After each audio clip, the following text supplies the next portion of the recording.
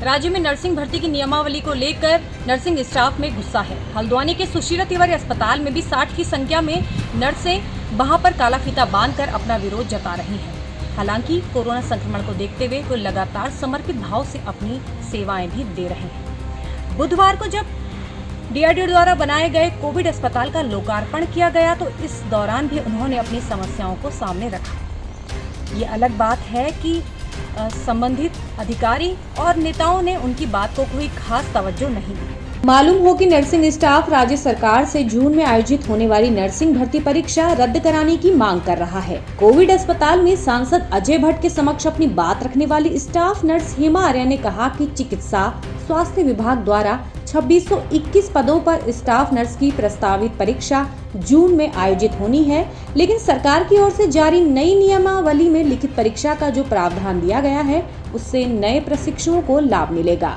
जबकि कार्य व अनुभव के आधार पर वे लोग ज्यादा सक्षम हैं। ऐसे में उनके लिए भर्ती को लेकर संकट बना हुआ है, जबकि पहले कार्य में वरिष्ठता के आधार पर भर्ती में वरीयता दी जाती थी, इसलिए भर्ती परीक्षा मानकों को पूर्ववत किया जाना चाहिए। उन्होंने ये भी कहा कि 11 साल बाद राज्य में नर्सिंग की भर्ती खोली गई है। जब इमरजेंसी के चलते सरकार 21 दिनों में कोविड अस्पताल तैयार कर सकती है तो फिर उनकी समस्या का समाधान क्यों नहीं कर रही। उन्होंने कहा कि अस्पताल को संभालने वाले हम ही लोग हैं, ऐसे में हमारी मांग को अनदेखा नहीं किया जाना चाहिए।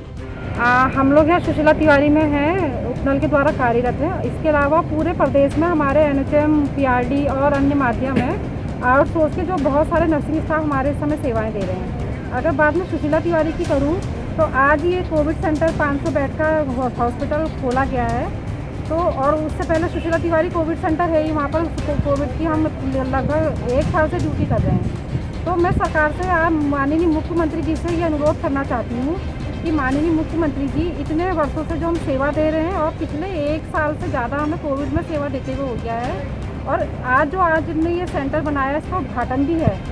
तो मैं ये कहना चाहूँगी सारे नर्सेस की तरफ से, तो प्लीज़ आप हमारी इन सेवाओं को ध्यान में रखते हुए, और ये जो कोविड काल में हमने जो पेंडेमिक जो समय होता है कि इमरजेंसी समय होता है, जहाँ आपकी कोई भी नियम लागू नहीं होते हैं, शायद ऐसा कहते हैं कि कोई नियम लागू, अगर आप सोच रहे हो कि सीनियरिटी हम कैसे करें, क्या करें, तो कम से कम हमारी इन सेवाओं को ध्यान में रखते हुए ही जो हम लोग ओवर एज हो चुके हैं और जो आपकी लिखित परीक्षा हम नहीं दे सकते हैं, नए बच्चों के संग हम बैठ के उनको फाइट नहीं कर सकते हैं, तो आप हमें इस समय कोविड की हमारी सेवाओं को ध्यान में रखते हुए उसका फल हमें दे दीजिए प्लीज़, और सीनियरिटी बेस पर हमारा चयन कीजिए ताकि हमारा भी भविष्य सुरक्षित रह सके। वरना तो हमारा भविष्य अंधकार में पहले भी था और अब तो पूरा ही गर्त हो जाएगा, क्योंकि नए बच्चे अंदर आएंगे और हम बाहर होंगे। तो आप सोचिए हम किस तरह से अपना जीवन यापन करेंगे। बहुत लंबे समय बाद, कम से कम 11 सालों बाद में पोस्टें आएंगी। इतने लंबे समय से हम इंतजार कर रहे थे। अगर ये पोस्टें पहले आई होती तो हम लोग परमानेंट हो चुके होते और इन नई पोस्टों पर नए बच्चों का अधिकार होता। तो प्लीज़ माननीय मुख्यमंत्री जी से और मेरे जो हमारे सचिव हैं उन सभी से मेरा अनुग्रह है और यही मेरी गुजारिश है कि हम सब नर्सेज जो सीनियरिटी हैं, इस समय सीनियर हैं, तो हमारा सीनियरिटी बेस पे करते हुए जैसे पहले भी होता आया है, तो हमारा चयन करते हुए आप लोग बाकी की पोस्टों पे चाहें तो आप लिखित परीक्षा करें, लेकिन हमारा चयन करें ताकि हमारा भी भविष्य सुरक्षित हो सके। इतना मुझे कहना है। नाम बताइए। सर, मेरा नाम नमस्कार सर, मैं सुशीला तिवारी हॉस्पिटल से।